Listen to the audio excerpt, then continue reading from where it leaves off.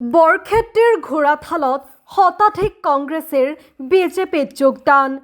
নলবাৰী জিলাৰ ৩৮ নং বৰক্ষেত্ৰী বিধানসভা সমষ্টিৰ ঘোঁৰাথাল গাঁৱত আজি ভাৰতীয় জনতা পাৰ্টিৰ এখন যোগদান সভাত শতাধিক কংগ্ৰেছ কৰ্মীয়ে বিজেপিত যোগদান কৰে।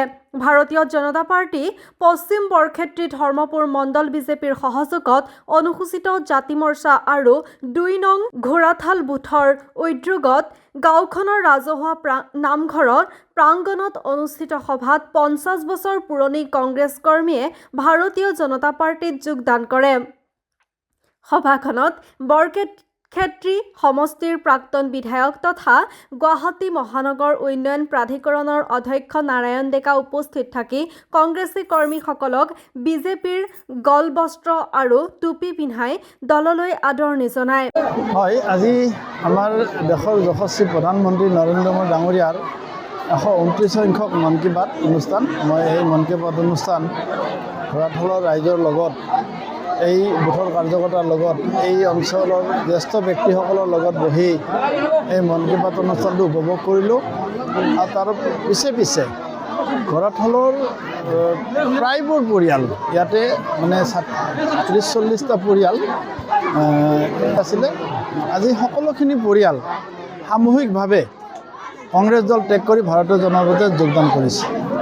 মই পৰিয়ালৰ প্ৰতিগৰাকী সদস্যক মই অভিনন্দন জনাইছোঁ। আৰু ঘোঁৰাথালৰ জ্যেষ্ঠ ব্যক্তি, ঘোঁৰাথালৰ সমাজ ব্যৱস্থাৰ লগত জড়িত থকা সকলো ব্যক্তি, গাঁও উন্নয়ন সমিতি, ঘোঁৰাথালৰ আমাৰ বিজেপিৰ কাৰ্যকৰ্তা সকলোৱে যে এই পৰিৱেশটো ৰচনা কৰিলে, এখন গাঁও সামূহিকভাৱে এক হৈ হিমন্ত বিশ্ব শৰ্মা ডাঙৰীয়া, নৰেন্দ্ৰ মোদী ডাঙৰীয়াক হাত শক্তিশালী কৰাৰ কাৰণে ঐক্যবদ্ধ হৈ ভাৰতীয় জনতা পাৰ্টিত যোগদান কৰা যি পৰিৱেশ ৰচনা কৰিলে, তাৰ কাৰণে মই প্ৰত্যেককে ধন্যবাদ জনাইছোঁ। আৰু মই আশা ৰাখিছোঁ যে অহা নিৰ্বাচনত ঘোঁৰাথালৰ মানে প্ৰত্যেকটো ভোট আমাৰ ভাৰতীয় জনতা পাৰ্টিৰ পক্ষত পৰিব। মহিলা উদ্যমিতা আঁচনি বৰ্তিসকল কিন্তু ১২৬টা সমষ্টি মুখ্যমন্ত্ৰী মানে চেষ্টা কৰি আছে, তেওঁ নিজে গৈ পেলাই এই চেকবোৰ হস্তান্তৰ কৰিব। গতিকে ডেইলি এটা সমষ্টিত গৈ আছে তেওঁ। আমিও আমাৰ ফালৰ পৰা প্ৰস্তুতি ৰেডি।